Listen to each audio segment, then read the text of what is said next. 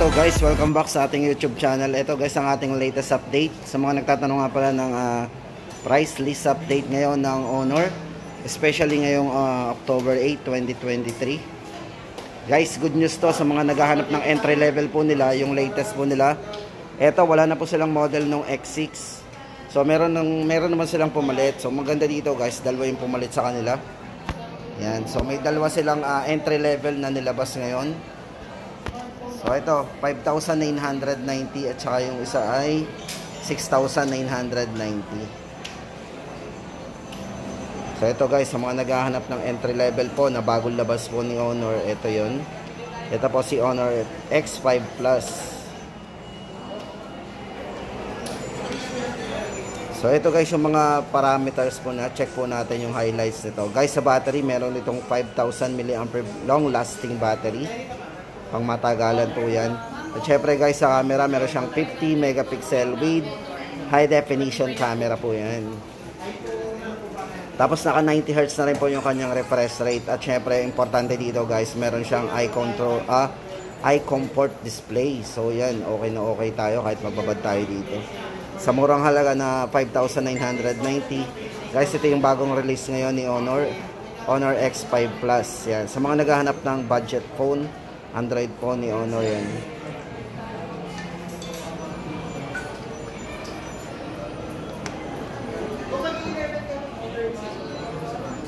So ito guys, silipin natin yung mga specs.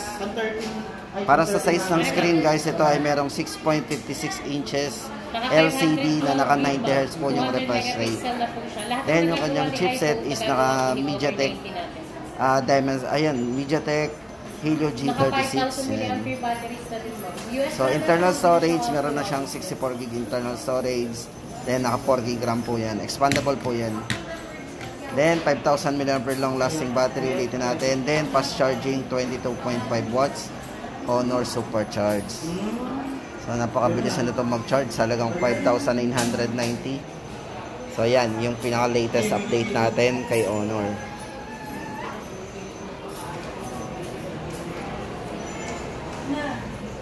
Tapos ito naman ang ating update for S6A o X6A guys. Ito for X6A, ito meron din siyang mataas na battery, 5,200 mAh long lasting battery din. Camera, meron siyang 50 megapixel triple camera. So maganda dito, malaki na internal storage nito guys, 128 na po yan. Then expandable up to 1 terabyte. Then naka 90 Hz na rin po yung refresh rate nito. And syempre naka eye comfort display din.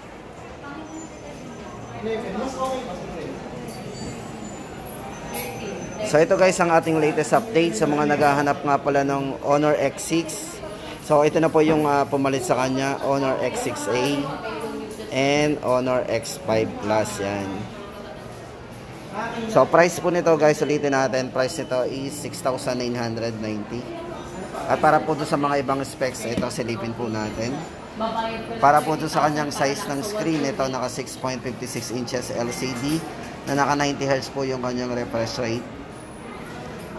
So yung chipset naka MediaTek G36. Then ito 5,200 mAh battery din, 22.5 watts Honor Supercharge din. Then kung camera naman guys, sa mga mahilig mag-camera, meron na itong 50 megapixel na ganong kalinaw na camera.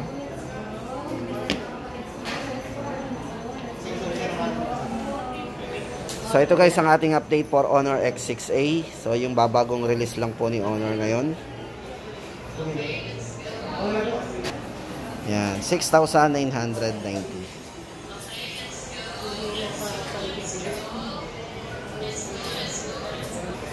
O syempre guys, bago tayo pumunta sa mga high-end po nila, so yung mga top of the line nila, so check muna natin, kumustahin natin si Honor X7A. Ito guys, sa mga naghahanap ng Honor X7A, ito guys, same price pa rin, 7,990 pa rin. Ito ay naka 6GB RAM, 128 na rin. Ito guys, para sa main camera, meron siyang 50 megapixel. Then 5 para sa wide angle and macro lens. At syempre sa depth camera. So meron siyang mga 5 megapixel. At kung front camera naman ang pag-uusapan natin, meron siyang 8 MP. So, maganda dito guys, yung battery nito mataas. Naka 6,000 mAh battery po ito. Size ng screen, naka 6.74 inch Honor Full View display. With 90 Hz po yung kanyang refresh rate. Yan. Chipset, naka MediaTek Helio G37 po. Yan. So yun guys, sa mga nagtatanong ng Honor X7A, ito na po yung ating latest update ngayon. 7,990 pa rin. So same price pa rin. So available po yan.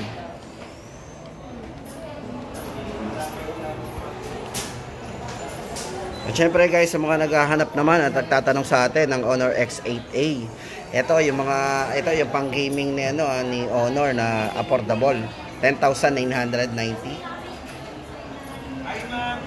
So check po natin yung kanyang mga parameters, so yung mga overview. Guys, ito naka 6.7 Honor edgeless display. So naka edgeless display po yan. Then MediaTek Helio G88 yung kanyang chipset. So gaming ano po yan, chipset. Then naka 8GB RAM plus 128 na rin po yung internal storage. Then naka 100 megapixel para sa main camera, 5MP naman para sa wide angle, at syempre depth camera din, at 2MP naman para sa kanyang macro camera. So mga sa mahilig mag selfie guys, ito meron na itong 16MP. Ayan, para sa front camera meron siyang 16 megapixel. Ayan. Then battery guys, 4,500 mAh battery. Ayan.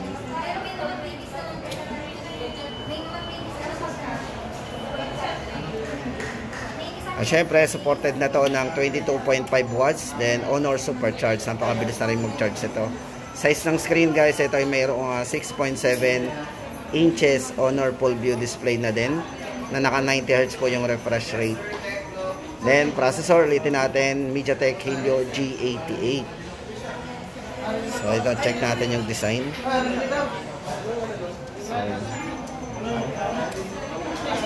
Sa mga mahilig mag-camera guys, sa linaw ng camera na to, meron na itong 100 megapixel. So, price update natin, 10,990. So, yan.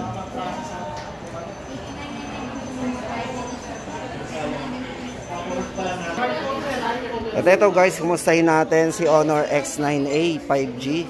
Ito guys, yung mga bestseller po ni Honor. Isa po siya naging bestseller po nila ito. Ito si Honor X9A 5G. So unahin na natin ang presyo guys nito. Ito ay 16,990 pa rin. So napakagaan po nito. Guys, maganda dito. Ito ay naka-curve. Curve yung display nito. Then ito, check po natin yung kanyang screen. Size ng screen nito guys is naka 6.67 OLED na naka 120 Hz po yung kanyang refresh rate. At syempre guys, yung kanyang chipset, ito ay naka Qualcomm Snapdragon 695 octa-core processor. Then internal storage, meron siyang 256GB. Then yung RAM po nito is 8GB RAM. Then kung camera naman ang pag-uusapan natin, ito ay merong 64 megapixel na camera. Ayan, 64 para sa main camera, 5MP para sa wide angle, and 2MP para sa kanyang macro lens. So yung mga mahilig mag-selfie guys, hindi na rin pahuli kasi ito meron itong malinaw na camera na 16 megapixel para sa front camera. At kung battery naman guys, hindi kayo ipapahuli nito kasi ito merong mataas na battery na 5,100 mAh battery.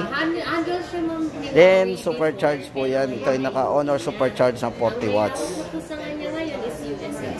So price update natin ngayon, 16,990.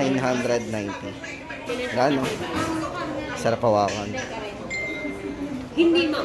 Naka-IMX tayo. Sony lens po tayo. So yun guys, hali pa tayo sa mga iba pang model. Ito yung normal camera natin ma'am. Then ito yung 0.8 natin, which is makakapag-capture tayo na mas malawak. Then meron din tayo tinatawag na moving photo. Sa iPhone naman po is live photo kung tawagin. Ito yung sample niya ma'am. Once na nag-capture kayo ma'am, 27. ano yung result niya? Pag under siya na kayo, magiging balik sa Oh, wait, open yung live photo. Open natin ma'am yung live photo. Pero last 1K kapag nagdadaan siya, Wala kayo yung kapasok ko na Okay, let's go. Papansinin nyo ang ingay ng paligid. Biglang boses na lang ang maririnig sa inyo. Why? Meron po kasi tayong tinatawag dito, ma'am, na noise reduction po.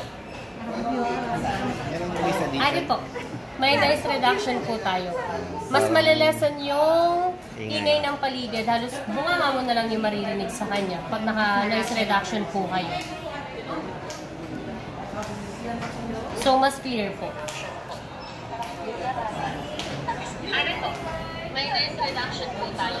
Kapasin niya, boses ko na lang talaga siya. Wala na yung noise sa paligid.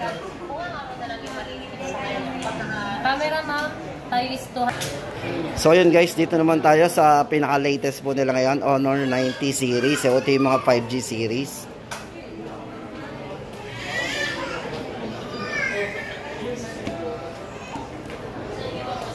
Ito guys, unahin na natin tong si Honor 90 Lite 5G. Guys, ito sa mga naghahanap ng medyo mura na bagong release po ni Honor.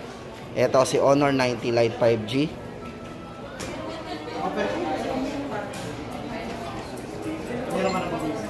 So dito guys, check natin yung kanyang mga parameters. So yung kanyang specs. Guys, ito naka 100 megapixel ultra camera, 5 MP para sa wide angle and para sa depth camera, at 2 para naman sa kanyang macro camera, 16 MP para sa selfie camera. So guys, ito check natin yung kanyang size ng screen. Ito ay merong 6.7. So check natin. So size po ng screen ito is naka 6.7 inches Honor full view and edgeless display po yan. So pag nanood tayo dito is naka full view talaga. Kasi yung bezel po niya napakanipis. Then naka 90 Hz na rin po yung refresh rate nito. Then kung chipset naman guys, tama-tama ito sa mga gamer. Kasi ito ay naka MediaTek 6020 5G processor. Then malaki internal storage, hindi tayo mabibitin kasi meron siyang 256 internal storage. And 8 GB RAM. So battery guys, ito ay merong 4,500 mAh battery with 22.5 watts Honor Supercharge. So yun guys, sa mga naghahanap ng latest model po ni Honor, ito po yung pinaka latest model po nila, nakaka-release lang ngayon, Honor 90 Lite 5G. Yan. 12,990 lang.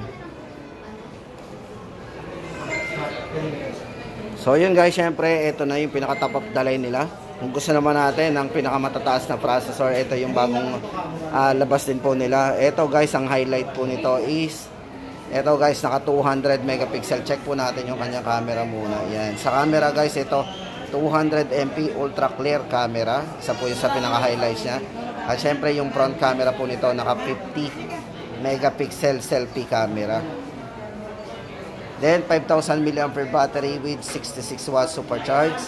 Size ng screen nito is naka 6.7 inch AMOLED display. So guys, naka AMOLED na po yan. Napakaganda na po ng display nito. Napaka-vivid. Kasi AMOLED display po yan. Then Snapdragon 7 Gen 1 accelerated edition. So ayan.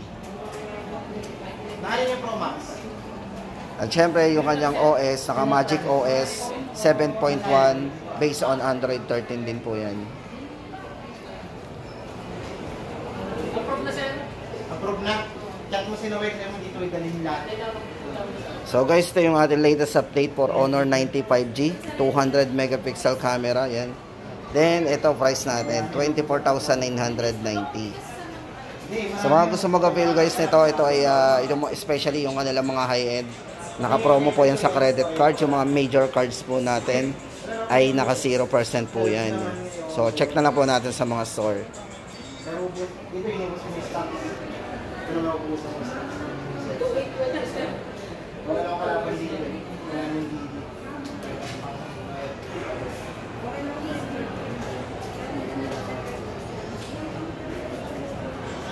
Standard lang daw. Ilan ba ako sa